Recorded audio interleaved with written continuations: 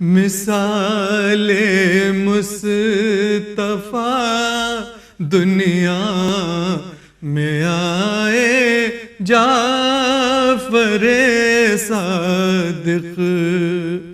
بسم اللہ الرحمن الرحیم. تمام تعریف اس اللہ کے لیے جو عالمین کا رب ہے، اور درود و سلام ہو محمد و آل محمد علیہ السلام پر. ناظرین اکرام، آپ کا میزبان حسن آصف ایک بار پھر سے حاضر ہوں آپ کے اور ہمارے خصوصی مہمان مولانا جناب قاسم عباس صاحب کے ساتھ. ہم آپ کو ان سے ضرور ملوائیں گے، لیکن ہم آپ کو بتا دیں یہ جو ہمارے خاص کر ایپیسوڈ ہیں اس میں امام جعفر صادق علیہ السلام کے سلسلے سے گفتگو چل رہی ہے. پہلے ایپیسوڈ میں آپ نے جانا کہ امام جعفر صادق علیہ السلام کی سیرت کے بارے میں، اور آپ نے یعنی آپ کی یونیورسٹی میں کتنے طلباء تھے، یعنی کتنے اسٹوڈنٹس تھے. اور اب ہم اس ایپیسوڈ میں جانیں گے کہ امام جعفر صادق علیہ السلام کی اس یونیورسٹی میں کون کون سے سبجیکٹ پڑھائے جاتے تھے، اور صحیح معنوں میں ہم کو جو آج جو میڈیکل سائنس ہماری آنکھوں کے سامنے ہے اس میں کتنی اہم ایجادات جو ہو رہی ہیں، ریسرچز جو ہو رہی ہیں وہ ہم تک پہنچ رہی ہیں، وہ کس کی بدولت ہے. تو آئیے سب سے پہلے استقبال کرتے ہیں آغا السلام علیکم. وعلیکم السلام. اگر جس طریقے سے دیکھا جائے تو خیر میرا ایک سوال ہو ہی گیا ہے کہ امام جعفر صادق علیہ السلام کے سلسلے سے آپ نے پچھلے ایپیسوڈ میں بتایا ان کے طلباء کے بارے میں، اور کچھ چیزیں اور تھیں اس کے بارے میں بھی ہم جانیں گے اس ایپیسوڈ میں کہ آپ کی اس یونیورسٹی میں جو علوم پڑھائے جاتے تھے یا جن کو ہم کہیں سبجیکٹس پڑھائے جاتے تھے وہ کون کون سے تھے، اس پر تھوڑی سی روشنی ڈالیں. اعوذ باللہ من الشیطان الرجیم. بسم اللہ الرحمن الرحیم. جی، امام صادق کی یونیورسٹی نہ کہہ کے اس کو اکیڈمی کہا جائے تو شاید بہتر ہے، کیونکہ یونیورسٹی میں بہت سے ٹیچرز ہوتے ہیں اور وہ پڑھاتے ہیں، مگر یہ جو اکیڈمی جسے امام باقر علیہ السلام نے قائم کیا، اس میں پہلے تو امام باقر علیہ السلام پڑھاتے تھے، اور ان کے جو اور اسٹوڈنٹس تھے ان میں امام جعفر صادق علیہ السلام بھی تھے، اور وہ سب پڑھتے تھے. اور اس کے بعد امام باقر کی شہادت کے بعد امام جعفر صادق علیہ السلام اس یونیورسٹی میں پڑھانے لگے. تو جو سبجیکٹس وہ پڑھاتے تھے ان میں اگر دینی سبجیکٹس اور دینی موضوعات کی بات کی جائے تو وہ فقہ، اصول اور کلام، تفسیر اس طرح کے ہوا کرتے تھے. اور اگر دنیاوی علوم بھی وہاں پڑھائے جاتے تھے کہ جیسے فزکس، کیمسٹری، میتھمیٹکس. کیمسٹری کا تو جیسے میں نے ذکر کیا تھا کہ فادر آف دی کیمسٹری جابر ابن حیان موجود تھے، اور میتھمیٹکس، جغرافی، اس طرح کے سارے سبجیکٹس پڑھائے جاتے تھے. تاریخ میں ملتا ہے کہ جو میڈیسن میں یعنی میڈیسن بھی امام وہاں پڑھاتے تھے، اور یعنی ایسی باتیں بتائی ہیں کہ جن کا امپیکٹ کہا جائے آج کی جو سائنسز آف میڈیسن ہے اس پہ آج بھی اس کے اوپر پڑتا ہے.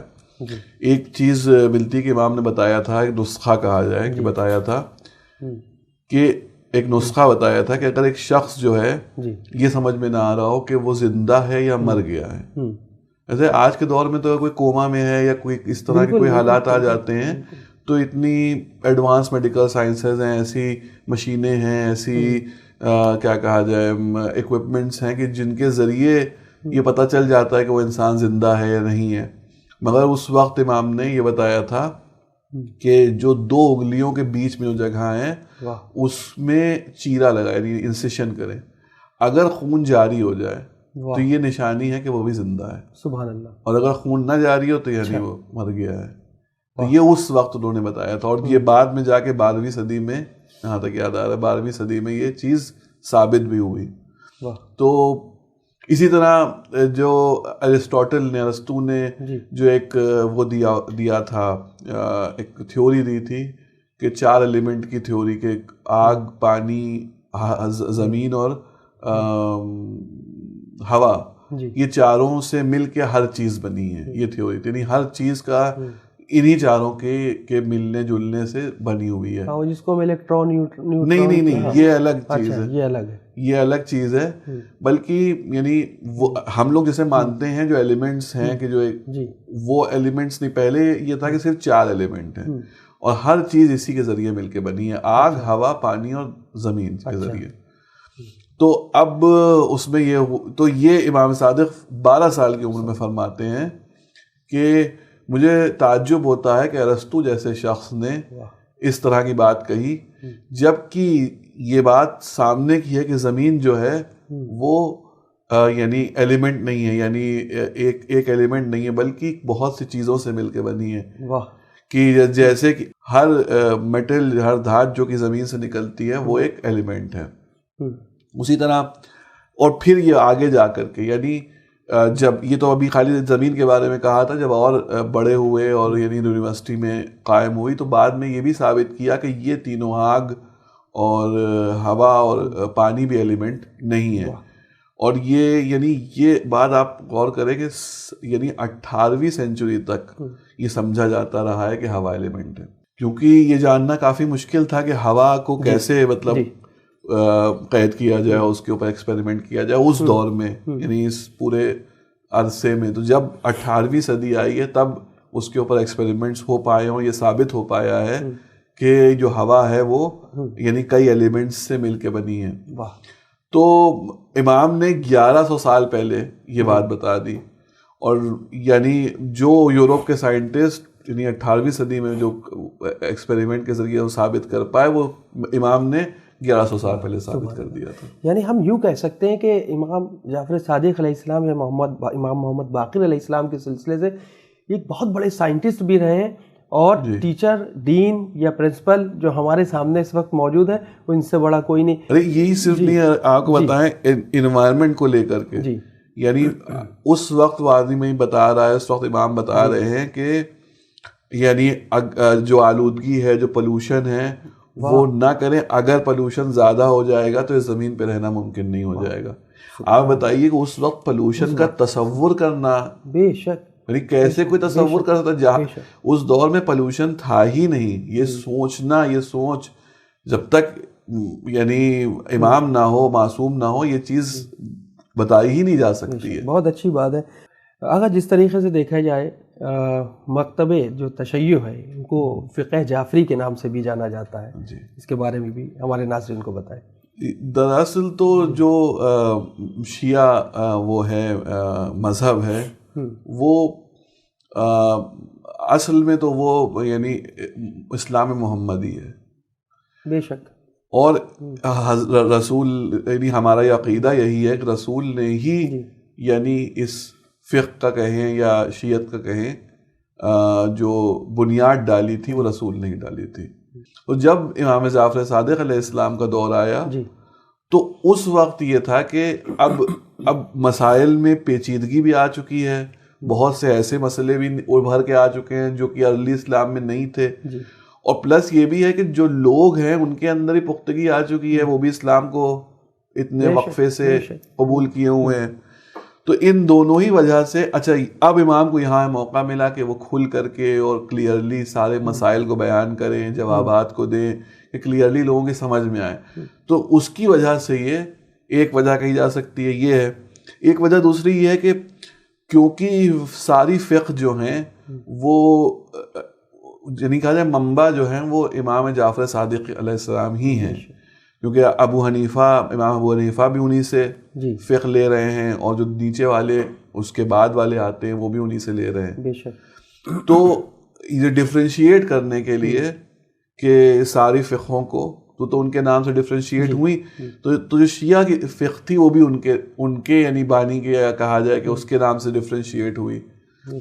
اور اس کی ایک وجہ اور بھی ہو سکتی ہے، یا کہا جائے کہ یہ سبھی وجہ ہیں کہ امام نے نمائندے بنائے ہوئے تھے اس دور میں اپنے، جو ہر شہر، یہ امام جعفر صادق نے ہی شروع کیا تھا کہ نمائندے بنائے تھے جو ہر شہر جاتے تھے ان کے، اور وہاں جا کر کے لوگوں کے مسائل بتاتے تھے، جو ان کے شیعہ تھے ان کو، ان سے خمس و زکوٰۃ لیتے تھے. اگر کوئی ان کو سوال پوچھنا ہوتا تھا تو وہ ان نمائندوں سے پوچھتے تھے، اور اگر کوئی ایسی بات آ جاتی تھی کہ نہیں سمجھ میں آتا تھا ان کے کہ بھئی یہ اس کا کیا جواب ہوگا، یا یہ کہ کوئی ایسی پریشانی کہ جو حل نہیں کر سکتے ہو، تو پھر وہ ان کی ذمہ داری ہوتی تھی کہ امام تک وہ بات پہنچائیں. اور یہ سلسلہ چلا ہے جا کر امام زمانہ تک. جو امام زمانہ کے 4 خاص نائب ہیں، نمائندے تھے، وہ بھی اسی سلسلے کا حصہ ہیں.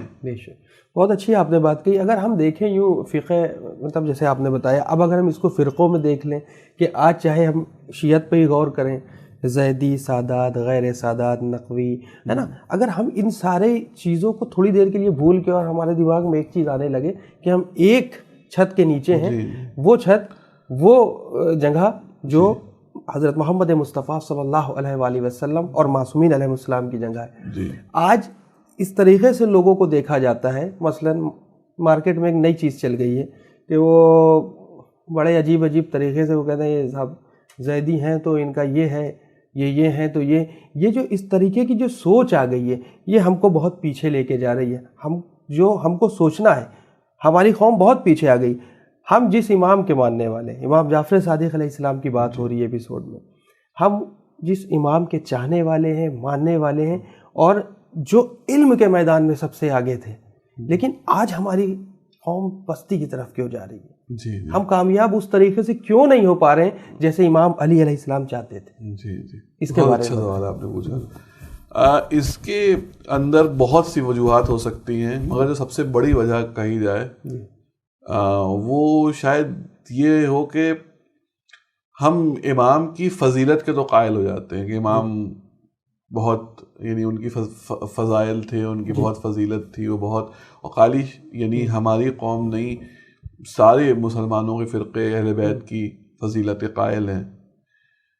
مگر جب میدان عمل کی بات آتی ہے اور جو انہوں نے باتیں بتائی ہوئی ہیں کہ یہ کرو، یہ نہ کرو، اس میں آ کر کے پھر ہم لڑکھڑانے لگتے ہیں. کہا جائے خالی امام یعنی جعفر صادق علیہ السلام کی بات نہیں، آپ چاہے سارے ہی معصومین کو دیکھ لیں کہ انہوں نے جو باتیں بتائیں، جو ان کے عمل تھے، اس کو پوری طرح سے ہم کہاں یعنی کر پاتے ہیں.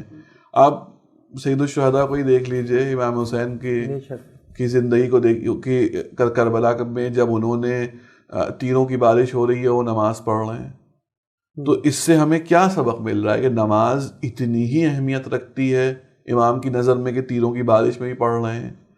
مگر ہمارا کیا حال ہے؟ کیا ہم نماز کو اتنی اہمیت دے پا رہے ہیں؟ پہلی چیز تو پڑھ ہی لیں تو بڑی بات ہے کہ اگر آفس کا وقت ہے، ہم آفس میں صبح شام تک بزی ہیں تو ظہر عصر نہیں پڑھ پاتے، یا کوئی اور کاہلی ہو رہی ہے نہیں پڑھ پا رہے.